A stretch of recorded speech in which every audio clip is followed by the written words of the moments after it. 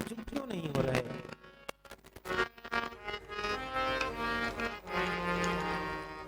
मैया बहुत प्रकार से प्रयास करती है,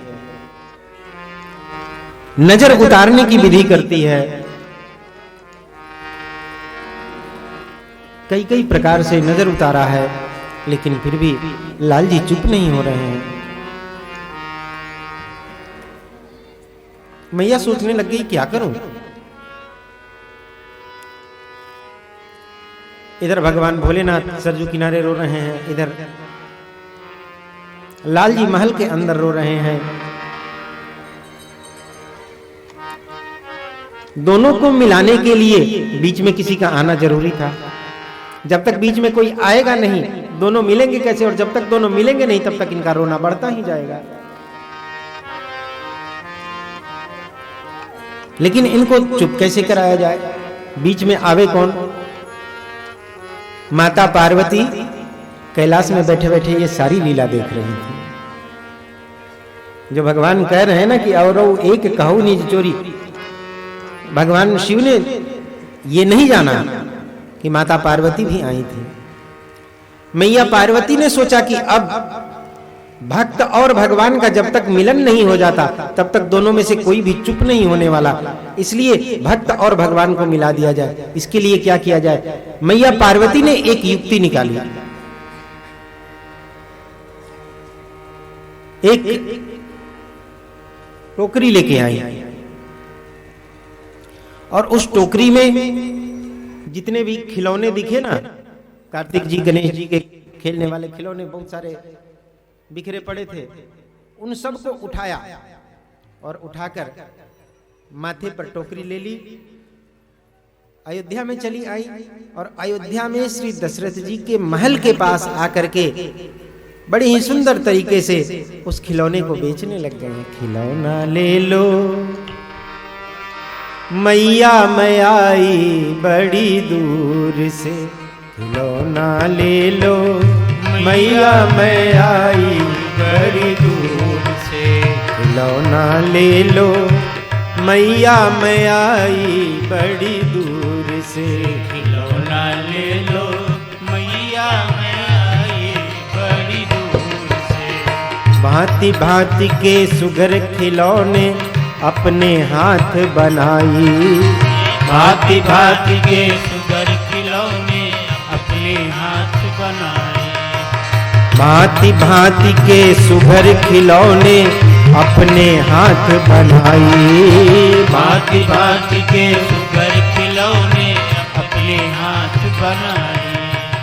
कर सिंगार पगही पग चल के मैं तुमरे ढिग आई, कर सिंगार पकड़ पग चल के मैं तुमरे ढिग आई, खिलौना ले लो मैया मैं आई बड़ी दूर से, खिलौना ले लो मैया मैं आई बड़ी दूर से, खिलौना ले लो मैया मैं आई बड़ी दूर से, खिलौना ले लो मैया मैं आई बड़ी दूर। दशरथ जी के महल के पास आकर के मैया चिल्लाने लग गई, खिलौना ले लो।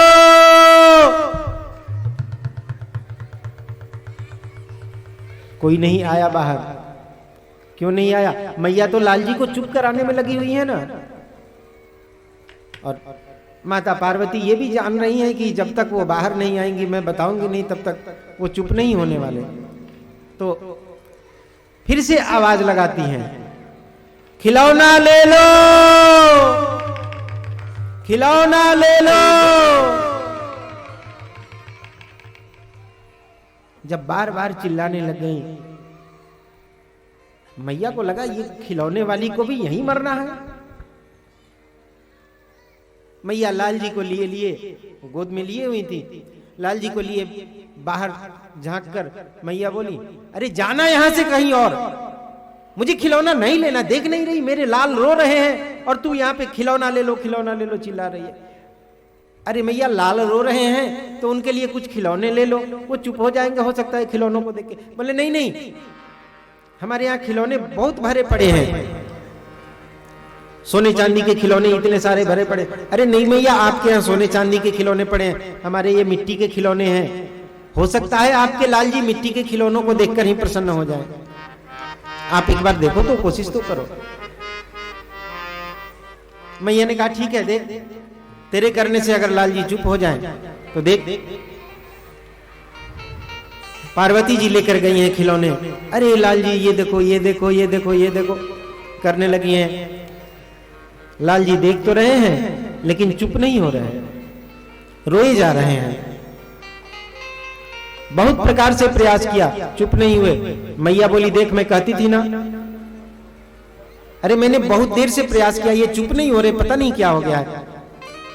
पार्वती जी बोली मैया, अपने गांव में, अपने अयोध्या नगरी में एक बड़े अच्छे बाबा आए हैं। कौन से बाबा? अरे हाँ, उनकी लंबी लंबी जटाएं हैं, उनके साथ एक चेला भी है। अच्छा, कौन से, किस बाबा की बात कर रही है? अरे वो, उनका नाम सब लोग शंकर दत्त शास्त्री कहते हैं। उनके साथ भुसुंड दत्त शास्त्री उनके चेला है। अरे वो तो आए थे यहाँ पे, वो डमरू बजा के दिखा रहे थे कि अरे मैया वो बहुत बड़े ज्योतिषी हैं, बहुत भविष्य की बातें जानते हैं वो। मैया उनसे एक बार अपने लाला को दिखवाओ, हो सकता है उनके झाड़ फूंक करने से लाला चुप हो जाए। मैया बोली मुझे तो पता नहीं, तुझे अगर ऐसा लगता है तो अब उनको ढूंढने कहां जाएंगे?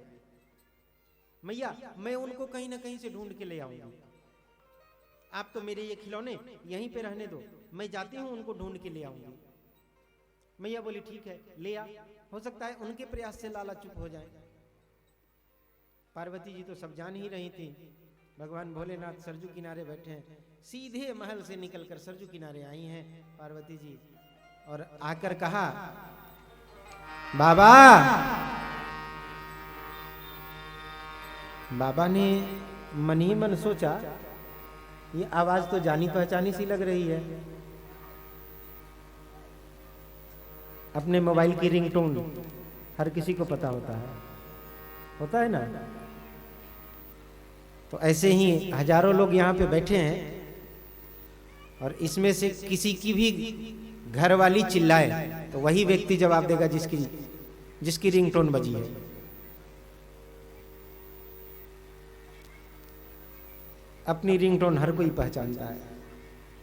भगवान भोलेनाथ को जब मैया पार्वती ने कहा बाबा महलों में चलिए, महारानी जी बुला रही हैं, भगवान भोलेनाथ ने सोचा ये आवाज तो जानी पहचानी सी लग रही है, लेकिन मैंने तो पार्वती को कुछ बताया नहीं, तो देवी यहां कहां से चली आई? नहीं, हो सकता है कोई और होंगी। तो बाबा अपनी नजर नीचे झुकाए हुए हैं।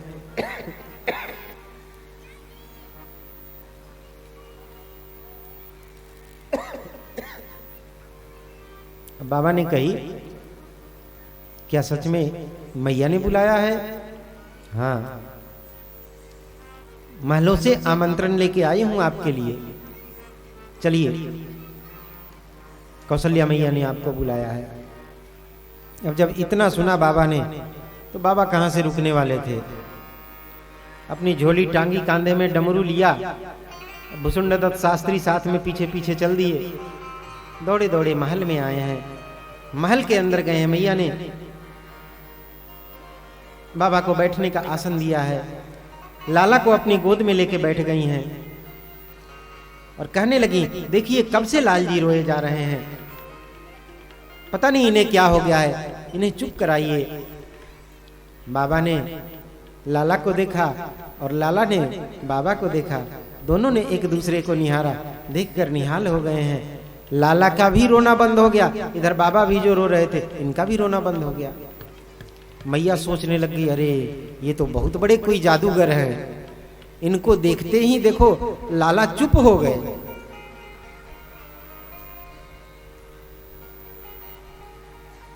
भगवान भोलेनाथ चुप तो हो गए हैं, लेकिन मन में अभी भी वो बात अटकी हुई है कि प्रभु दर्शन तो हो गया है, एक बार आपके चरणों का स्पर्श हो जाए। इधर लाला भी चुप तो हो गए हैं, लेकिन अभी इनकी हिलकियां वो नहीं रुकी हैं, अभी भी हिलकी ले रहे हैं रह रह के। मैया ने कही, बाबा लाल जी चुप तो हो गए हैं, लेकिन इनकी हिचकियां नहीं बंद हो रही, कुछ उपाय कीजिए। भगवान भोलेनाथ ने एक उपाय सोचा। भगवान भोलेनाथ ने कही, मैया मेरी जटा में एक जड़ी है, उस जड़ी का अपने लाल के पैर से स्पर्श करवा दे, तुम्हारे लाल चुप हो जाएंगे।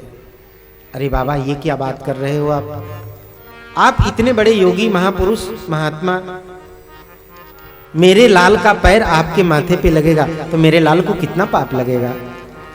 बाबा आप तो आशीर्वाद दो मेरे लाल को, मेरा लाला चिरंजीवी होए। मैया ये जड़ी मेरी जटा में रहती है ना, तभी तक असर करती है। मेरे गुरुदेव ने मुझे ये जड़ी प्रदान की थी और कहा था ये तुम्हारी जटा में रहेगी तभी तक असर करती रहेगी। मैया मेरी जटा में ये जड़ी रहेगी तभी तक असर करेगी, इसलिए अपने लाल के पैर स्पर्श करवा दे।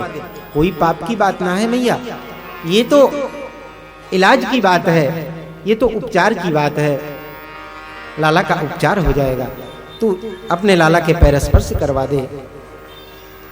ये सब बातें भगवान भोलेनाथ और मैया के बीच में हो रही है। मैया तो समझ नहीं पाई, लेकिन लाल जी तो सारी बात समझ रहे हैं। मैया ने लाल जी को उठाया, भगवान शिव ने अपना सिर झुकाया है, जटा से वो जड़ी स्पर्श हुई है, लाला का पैर स्पर्श हुआ। भगवान भोलेनाथ ने मन ही मन लाला के चरणों में प्रणाम किया है, हे प्रभु आपके चरणों में प्रणाम है। भगवान भोलेनाथ निहाल हो गए, अत्यंत प्रसन्न हो गए, और इधर लाला भी हंसने लगे। लाला हंसे क्यों? हंसे इसलिए कि सारी दुनिया आपको भोलेनाथ कहती है, लेकिन आप तो बड़े चतुरनाथ निकले, इतने भोले भी नहीं हैं आप। अपनी बात मनवाली मैया से, बड़े चतुर हैं आप। जय जय श्री सीताराम।